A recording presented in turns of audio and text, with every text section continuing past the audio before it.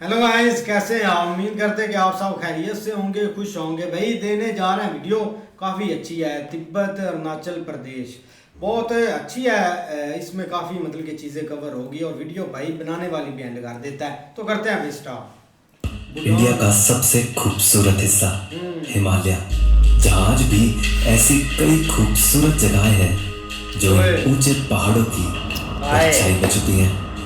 ऐसी ही एक जगह इतना दूर बसी है कि यहाँ पहुँचते पहुँचते आप इंडिया के एक आखिरी हिस्से में आ जाते हो। इंडिया का वो हिस्सा जो भूटान और तिब्बत के कहीं बीच में छुपा है, लेकिन इस छुपी जगह पर पहुंचते आसमान में खो चुके तारे भी मिल जाते हैं और रफ्तार में खो चुकी जिंदगी भी। एक अनोखा रहन सहन और एक अनोखे कल्चर की कहानी भी है।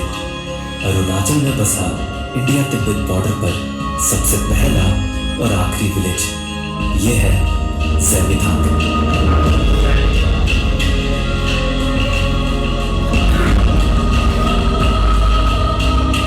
7,000 फीट की हाइट पर इन पहाड़ों में बसी कई छोटी छोटी बस्तियों को मिलाकर बनता है ज़ैलीथांग, जहाँ इन सब बस्तियों की शांति के बीच तेज बहाव से अपनी मौजूदगी जाहिर करते हुए बहती है नमचांशु नदी,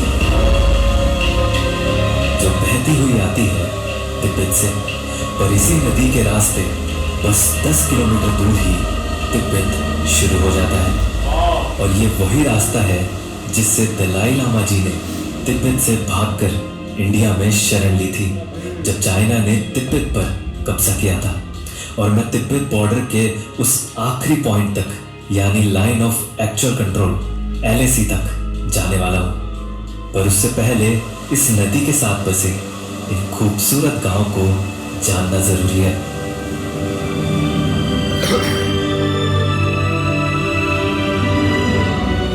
इन सारी बस्तियों को पांचेन वैली भी कहा जाता है, जिसमें पांचेन का मतलब होता है ऐसी जगह जो सभी पापों से मुक्त है।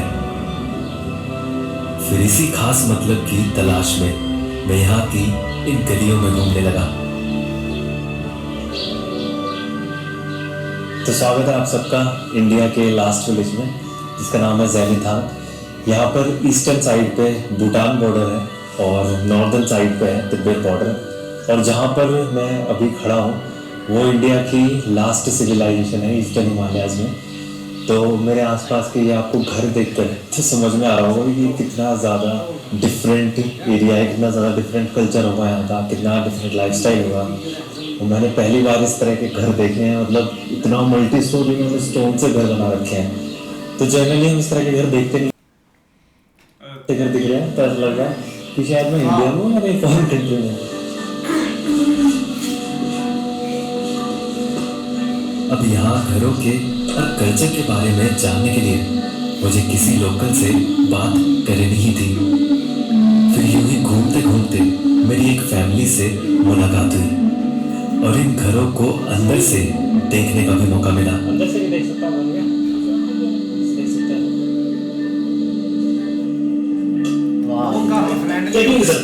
चाय पी लूँगा। नमक चाय पिए, नमक चाय, नमक चाय, बटर मिल्क, बटर टी। ठीक है, चलिए। तो आपका 3 फ्लोर का घर है? हाँ, 3। इधर पहले जमाने में इधर गाड़ी रखता है, यहाँ में आदमी बैठते हैं, ऊपर में सामान रखता है। स्टोर रूम होता है ऊपर, बीच में आदमी बैठता है और नीचे का है। अच्छा अच्छा। हेलो, नाम क्या है? मेन। Hello main. मैं हूँ दिल्ली से। जी। कितने आदमी है सर? कितना आदमी? मैं तो अकेले घूमना है, अकेले। कैसे लगा है सर चाय? तो बढ़िया है। बस आप पीजिए, इतना नहीं। सुबह एक नहीं पीता है, थोड़ा सा और लीजिए। नहीं, दो पियो भाई। थोड़ा सा दे दो, बस थोड़ा सा। एक नहीं। बस, थैंक यू। आप इसमें पीते हैं ये बाउल प्याले में? तो आपका घर ये कितना पुराना होगा? ये तो अभी 1000 साल होने वाला होगा। 1000 साल?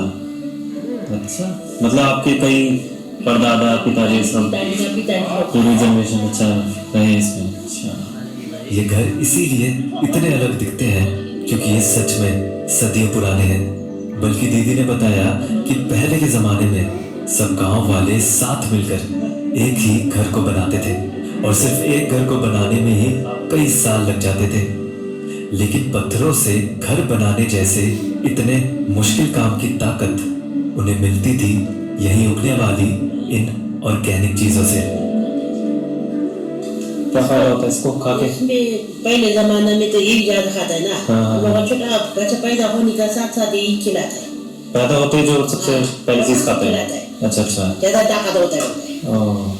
इसका आटा बना के खाता है। हाँ।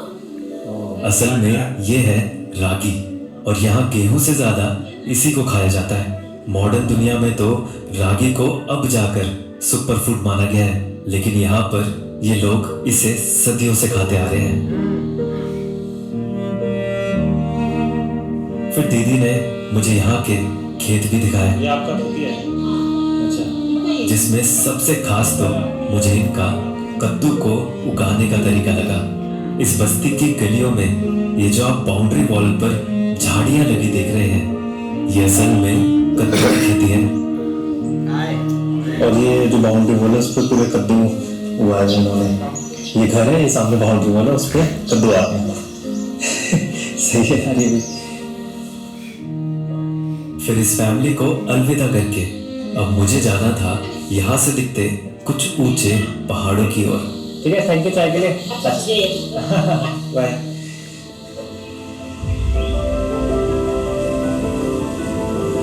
ज़ैमिथान से दिखते इन ऊंचे पहाड़ों के जब करीब जाते हैं तो एक बहुत ही खूबसूरत दुनिया सामने आती है।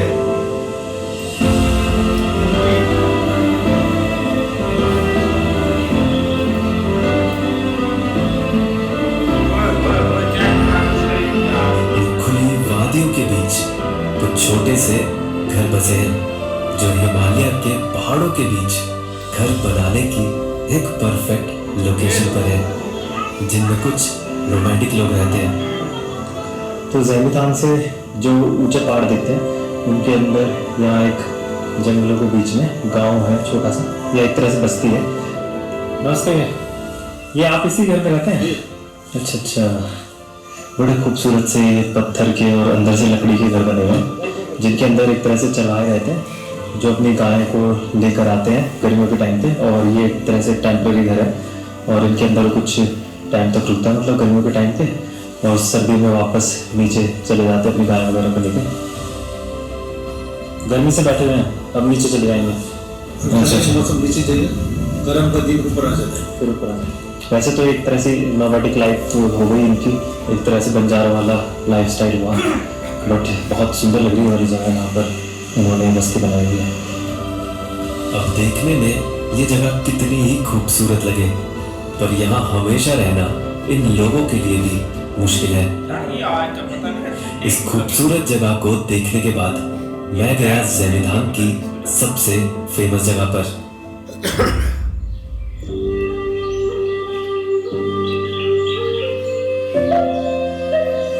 नमजांशु नदी के किनारे ही बसा है नॉर्थ ईस्ट इंडिया का सबसे बड़ा स्तूपा, गौसम शॉर्टन।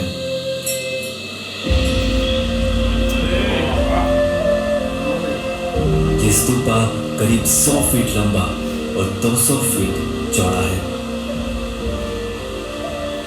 अगर मैं इसके थोड़ा करीब जाकर दिखाऊंगा आपको तो आपको पता चलेगा इसका स्केल भी एक्चुअल में कितना ज़्यादा बड़ा है। और एक तरह से रेप्लिका बनाया गया है, जो नेपाल में काठमांडू में एक बोधनाथ स्तूपा है उसका रेप्लिका बनाया गया है। बट लोकल्स ने इसको यहाँ वैली में इसलिए बनाया ताकि ये वैली को इविल स्पिरिट्स या फिर कहें कि एक तरह से बुरी आत्माओं से बचा सके। इस स्तूपा को ज़ैमिथान के शुरू होने से ठीक पहले बनाया गया है, क्योंकि यहाँ रहने वाले लोग मानते हैं कि ये गांव में आने वाली सभी बुरी आत्माओं को गांव के अंदर नहीं आने देता। और मैंने देखा जितने भी ये बुद्धिस्ट स्ट्रक्चर होते हैं ना, थोड़ा इन्हें देख के या इनके आसपास के एरिया में काफ़ी ज़्यादा पीस तो महसूस होता है। पर यही स्तूपा दलाई लामा जी की इंडिया में ठहरने की सबसे पहली जगह थी। फिर क्यों ना उस जगह पर चला जाए जहां से वो तिब्बत से भागकर इंडिया में आए थे, यानी एलएसी पर।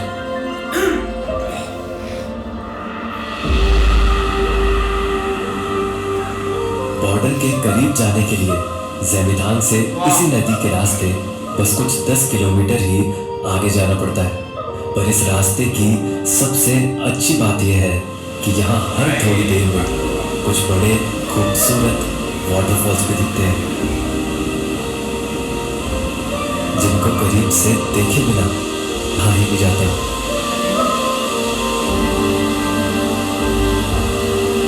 फिर वाटरफॉल से गुजरते रास्तों के बाद रोड खत्म हो जाता है और शुरू होता है एक, जहां से कुछ दूर चलते ही आता है तिब्बत बॉर्डर, यानी लैंड ऑफ एब्चोगाटोन। और बिल्कुल इसी जगह से दलाई लामा जी ने अपना सफर इंडिया की तरफ शुरू किया था, जहां आज एक बहुत ही खास पेड़ है, जिसकी कहानी उसे और भी खास बनाती है।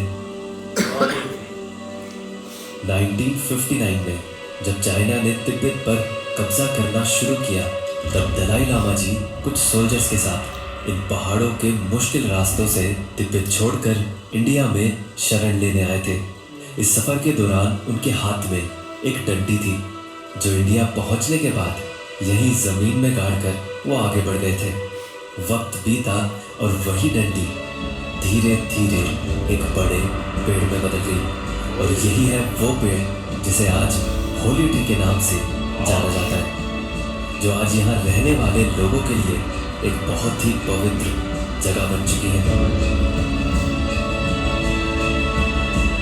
और ये पेड़ बॉर्डर से इतना करीब है कि यहीं से चाइनीज पोस्ट देखे जा सकते हैं। तो लास्ट विलेज से आगे जहाँ पर लास्ट रोड खत्म होती है, उससे जो पैदल रास्ता था मैंने उसे भी कवर कर लिया है होली ट्री का। उसके बाद एक ऐसा पॉइंट आ जाता है कि जहाँ से आगे सिविलियंस जा ही नहीं सकते, सिर्फ सोल्जर्स जा सकते हैं, क्योंकि अब चाइना के हम लोग इतना ज़्यादा करीब है कि चाइना के पोस्ट यहाँ से दिख सकते हैं, चाइना का पहाड़ तक यहाँ से दिख सकता है। तो इतना ज़्यादा करीब अब चाइना के आगे है कि सिविलियंस अब इस पॉइंट से आगे अलाउड ही नहीं है।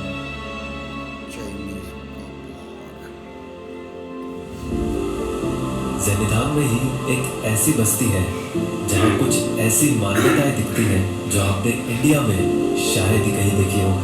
और अभी मैं वहीं जा रहा हूँ, जो इस वैली से 2000 फीट और ऊंचाई पर बसी है।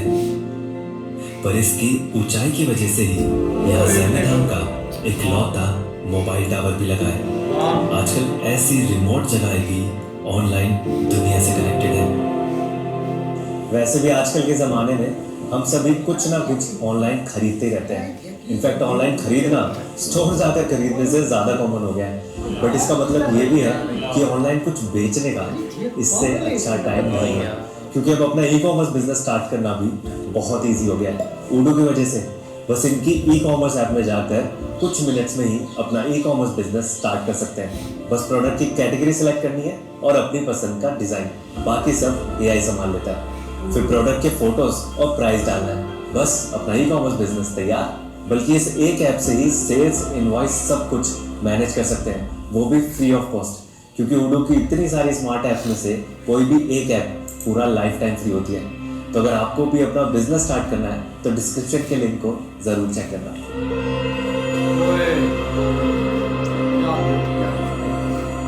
कुछ ही देर में मैं उस ऊंची बस्ती तक भी पहुंच ही गया। 9000 फीट की हाइट पर एक हिल टॉप पर बसा ये है लुम्पो।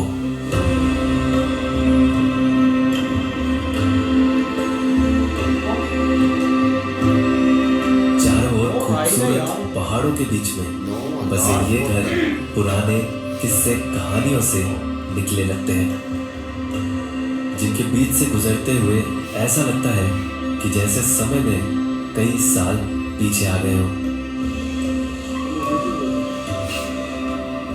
फिर यहाँ की गलियों में घूमते घूमते मेरी मुलाकात हुई यहीं रहने वाले एक भाई से, जो मुझे अपना गांव घुमाने वाले थे। खास बात यह है कि यहाँ पर भूटान और तिब्बत के कल्चर का और भी ज़्यादा इन्फ्लुएंस दिखता है, क्योंकि यहाँ घरों पर मैंने कुछ लकड़ी के स्ट्रक्चर लगे देखे और उनकी वजह मैंने इनसे पूछी। ये वो ऊपर क्या लगाया हुआ है जो ऊपर ये घर के लगा हुआ है, क्या है? ऊपर लिंग लगा हुआ है। लिंग अच्छा। आपने भूटान में भी देखा होगा, दरवाजा तरफ लगा है, कोई पेंटिंग करके रखा है। और हम लोग का इधर ऐसे क्या बोलते हैं, घर का कोना में लगा हुआ है साइड में, क्योंकि ये जो आप लोग का एग्जाम्पल रखने से आप लोग का घर में वो नींबू और मिर्ची लगा के बुरी नजर से रुकाने के लिए। और ये ऐसे सेम है, हम लोग का ये बुरी नजर को रुका देता है। और जब घर नया बनाने लग जाएगा ना, तब ये लगा देता है। यहाँ पे सब घरों में लगा है क्या? हाँ, सब घर में लगा है। जब घर नया बनाने लग जाएगा ना, तब इसे लगा देता है ये। अच्छा अच्छा, लकड़ी से बना हुआ है? जी हाँ, सब लकड़ी से। और सिर्फ यही नहीं, बल्कि मैंने देखा कि यहाँ आज भी दरवाजों पर लकड़ी से बने लॉक यूज होते हैं। और ये पुराने जमाने का लॉक नए जमाने से भी ज्यादा मजबूत लगता है। तो भाई ये खुलते नहीं थे। लुम्पो जिस हिल टॉप पर है, उसके पास में ही एक पहाड़ी पर यहाँ का सबसे बड़ा बुद्धा स्टैचू है।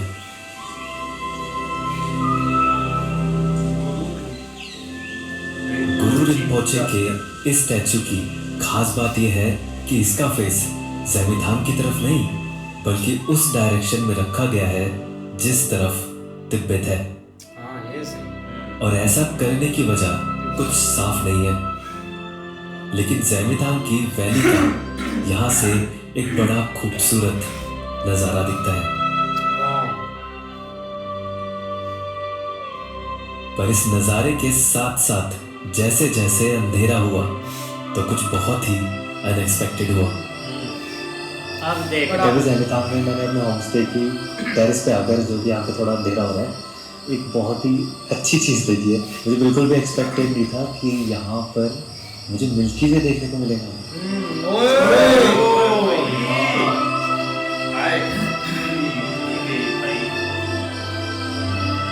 ऐसा नहीं कि सिर्फ फोटो में, इनफैक्ट कहीं डार्क प्लेस में जाकर आपको आंखों से भी दिख सकता है वो। बट ये क्योंकि लास्ट में इतना ज़्यादा रिमोटली लोकेटेड है, लाइट पॉल्यूशन बिल्कुल भी नहीं है, और यहाँ बहुत ही खूबसूरत मिल्की वे देखने को मिलता है अभी। ये है नेचुरल। अगली सुबह मैं ज़ेमिथांग से दूर एक ऐसी अनदेखी वैली में गया जो बिल्कुल वैसी ही है जैसा एक सुकून भरी जगह हम सब इमेजिन करते हैं।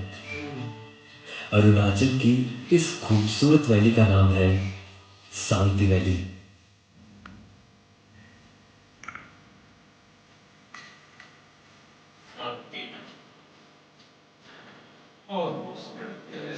हल्की धूप से सोने जैसे चमकते ये खूबसूरत मैदान, जब पर मंडराती भीड़ें इस पूरे नजारे का जान है।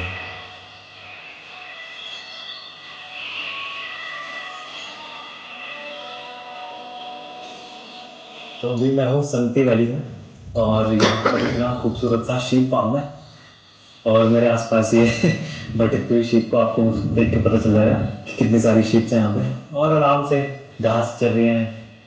इनके ऊपर एक घंटी बांधी है, तो उनकी आवाज़ के अलावा यहाँ पर कुछ और सुनाई नहीं दे रहा। बस ये जो भेड़ें इधर से उधर जब चल रही है तो इन घंटे भी बजने की आवाज़ आ रही है। बाकी पूरा एकदम शांति है यहाँ, बहुत ही सुकून भरी जगह है।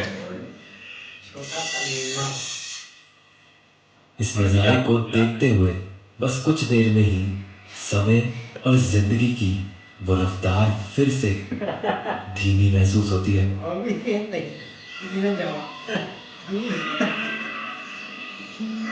इन दूर दराज बसी और छुपी जगहों में मुझे जिंदगी जीने का एक नया तरीका देखने को मिला।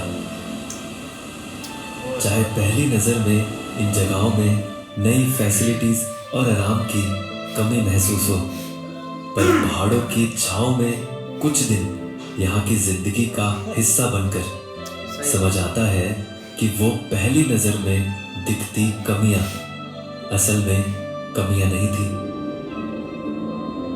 जहाँ शहर में बेहतर जिंदगी की दौड़ हर दिन शुरू हो जाती है, पहले से और ज़्यादा और सुविधाओं को पाने की, वही यहाँ की धीमी जिंदगी जीने को आसान बनाने के लिए जीना नहीं भूलती। नमस्ते। जहाँ शहर में ज़्यादा का मतलब और बेहतर होता है, वही यहाँ ज़्यादा का मतलब सिर्फ ज़्यादा होता है। टाटा। और भला उस आसान जिंदगी की भी क्या ही कीमत, जो अपना सुकून बेच कर आए। ऐसे ही।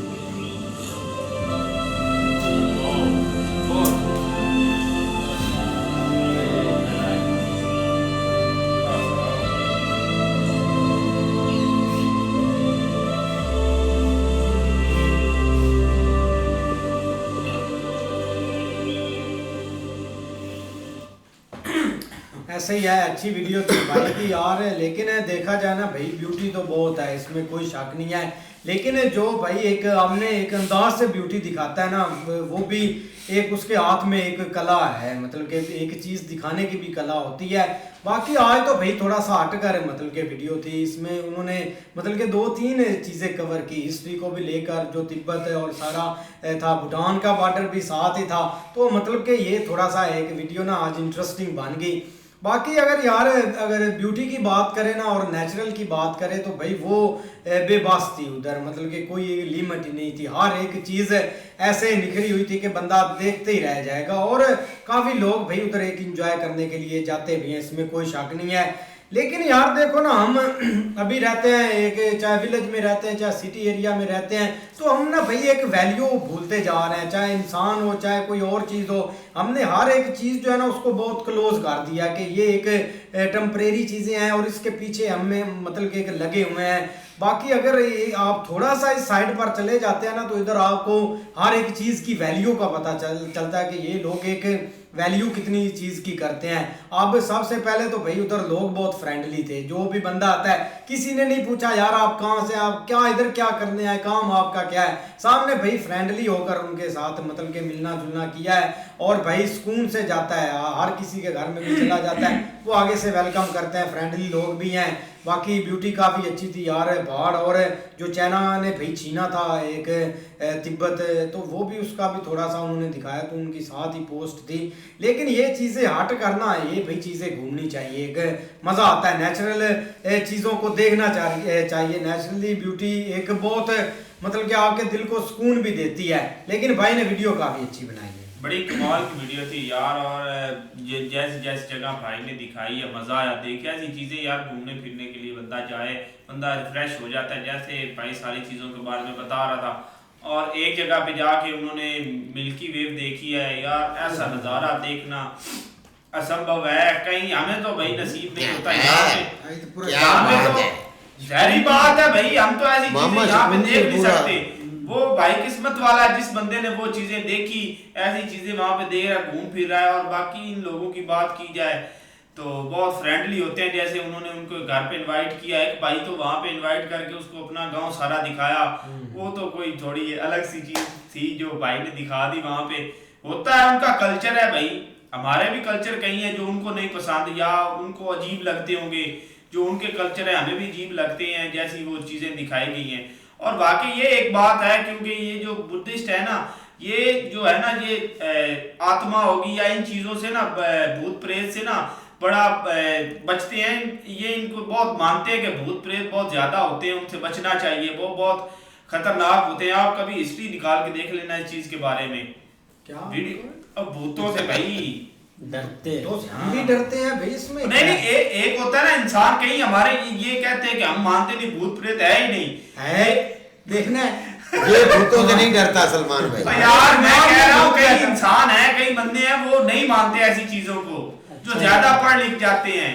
तो ये बंदे बहुत ज्यादा इस चीज को मानते हैं और थोड़ा सा ना है भाई। अभी भी अच्छी बहुत अनपढ़ होते हैं। बिल्कुल यार, काफ़ी अच्छी वीडियो थी। और जो लोकेशन है ना वो काफ़ी ज़्यादा यूनिक थी। मतलब एक साइड तिब्बत है, एक साइड क्या, भूटान, एक साइड भूटान है भाई। उसके दरमियान में इतने एक खूबसूरत गांव बने हुए हैं। लेकिन उस खूबसूरती से भी ज़्यादा उन लोगों के भाई दिल खूबसूरत है, प्यारे लोग हैं कि भाई एक वेलकमिंग है कि उन जो भी वहाँ पे जाता है ना उनको काफ़ी ज़्यादा प्यार देते हैं। जैसे वो पहले घर में गए, जहाँ भी इस साइड वो नॉर्थ ईस्ट गए हैं ना या जिस जगह भी गए हैं यार उनको ऐसे ही वेलकम हुआ है। देखे कि वहाँ के लोग कितने एक फ्रेंडली होते हैं, खाना पीना इन चीज़ों से वो नहीं हटते। और जो वो नेचुरली चीज़ें अभी भी यूज़ उधर सारी जिस साइड भी इधर वो गए ना, लद्दाख साइड हो गया, इस साइड भी गए ना, वो नेचुरली चीज़ें ज़्यादा यूज़ कर रहे हैं। मतलब वो खुद का गेहूँ बना कर वो उगा कर वो खा रहे हैं। वो एक जो बाजरा हम उसको बोलते हैं वो भी उन्होंने उसकी वो रोटी बहुत ज़्यादा खाते हैं। मतलब यार इस तरह के था वो कोई होगा, लेकिन लोग हजारों सालों से ये चीज बना रहे हैं। हाँ जी, बना कर वो खा रहे हैं। और इसी चीज़ का भाई ने बताया है ना कि इसको हम अभी मान रहे हैं कि ये बहुत ज़्यादा फायदेमंद है, लेकिन वो लोग कब से एक यूज़ कर रहे हैं। लेकिन जो घर है कितना यूनिक है, 1000 साल से उन्होंने बताया कि तब से ये बना हुआ सारे घर भाई जो वहाँ पे थे, हाँ सारे घर। लेकिन ये कि भाई तो लोग सारे मिलके बनाते थे, बहुत मेहनत लगती थी, लेकिन प्यारा व्लॉग था। अच्छा भाई वीडियो बहुत अच्छी है। भाई ने जैसे ही भाई व्लॉग बनाना शुरू किया ना, तो भाई ने भाई पहले भी व्लॉग बनाए हैं लेकिन भाई व्लॉग जो भाई ने बनाया बहुत प्यारा है। लेकिन ये चीज़ देखे कि भाई एक इंडिया की आखिरी सरहद पे वो गांव है, और ये देखें कि भाई वहाँ पर जैसे भाई गया तो उन्होंने वो उसको नमक वाली चाय भी पिलाई है। लेकिन इधर अगर किसी और इलाके में होता तो भाई उन्होंने पहले पूछना था कि ये क्या, कौन है, कहाँ से आया है, क्या करने आया है। तो उन्होंने भाई कोई चीज़ ऐसी पूछी नहीं है, सीधा उसको अंदर ले गए, लेके गए उसको। उन्होंने अपना अंदर जो सारा सिस्टम था वो दिखाया, उसको भाई चाय पिलाई है नमक वाली। उसके बाद भाई जब वो बाहर निकला तो उसने जो जो चीज़ें दिखाई हैं, ये देखें कि भाई 9000 फुट की बुलंदी पर इतने छोटे छोटे गांव हैं। और वहाँ पर देखें कि एक पत्थरों से भाई उन्होंने अपने घर बनाए हुए, और वो कह रहा था कि सालों लग जाते हैं एक घर बनाने के लिए। तो कैसे भाई सारे एक दूसरे के साथ मिलजुल कर एक एक घर बनाते होंगे। पहले एक बनाया, फिर दूसरा बनाया, फिर तीसरा, ऐसे ही करके कि नीचे से पत्थर उठाकर लाने और 9000 फुट की बुलंदी पर आकर भाई घर बनाना है। तो ये चीज़ें जो है ना, ये बहुत भाई मेहनत वाली चीज़ें होती हैं। दूसरा भाई उधर जब वो गया है अपना ब्रिज पे, तो वो जो उन्होंने अपना वो दिखाया है वाटरफॉल, तो वो देखें कितनी ऊंचाई से पानी नीचे गिर रहा है और साफ़ और शिफाफ पानी है, कोई उसमें मसलन ऐसी कोई चीज़ भी नहीं है। तो ये देखें कि चारों तरफ पहाड़ ही पहाड़ हैं और पहाड़ों के ऊपर भाई हरियाली है। ये एक बहुत अच्छी चीज़ है कि ये सांस लेने में बहुत फ़ायदेमंद होती है। तो भाई उन्होंने ऊपर जानवर भी रखे हुए हैं, और देखे कि अपना पहाड़ों के ऊपर ही वो माड़ा मोटा जो अनाज है या घास फूस है, उसी से भाई वो जानवर भी अपना गुजारा करते हैं, और सारा कुछ सिस्टम चल रहा है। ब्लॉग काफ़ी अच्छा है भाई। ये देखे कि भाई जो अपना उन्होंने एक चीज़ दिखाई है ना, जो कद्दू की बेल होती है ना, वो एक कमाल की जो एक अपना उन्होंने घर के सामने भाई लगाई हुई है ना, एक जो कहते हैं वो अपना दीवार टाइप करके, वो एक कमाल की है। दूसरा भाई जो अपना भाई ने दूसरा रात का जो एक व्यू दिखाया है ना, वो कमाल का था भाई। लेकिन जो वाटरफॉल है ना, वो तो कमाल ही है, लेकिन जो आगे जाकर भाई एक नदी बन रही है भाई। और दूसरा भाई उधर के जो अपना लोग रह रहे हैं ना, उनका एक इखलाक बहुत अच्छा है। जैसे उसको भाई घर बुलाना, चाय पिलाना, उनके साथ इखलाक से बात करना। और दूसरा भाई जो वीडियो है ना, वो काफ़ी मेहनत से बनाता है क्या, उसे भाई लाइक और शेयर कर दिया करो, ठीक एंड कर देता भाई वीडियो बनाने वाली। सारा कमाल हो गया, आपका फेवरेट एंड पे नदी बना के जमाल हो गया। नहीं ऐसे क्या, लेकिन भाई कमाल की वीडियो बनी हुई। और उसके अलावा वहाँ पे जो भाई एक नेचर है ना, वो भाई एक, और उसके अलावा देख लो वहाँ तक उन्होंने एक सिग्नल पहुँचा दिया था रिमोट एरिया में, और एक प्यारे से लेकिन यार वीडियो कमाल की। रिमोट एरिया में भी काफ़ी दिक्कत होती है चीज़ों में। लेकिन देखते हैं नेक्स्ट वीडियो में। अगर आपको पसंद आए तो लाइक और सब्सक्राइब जरूर कर लीजिए।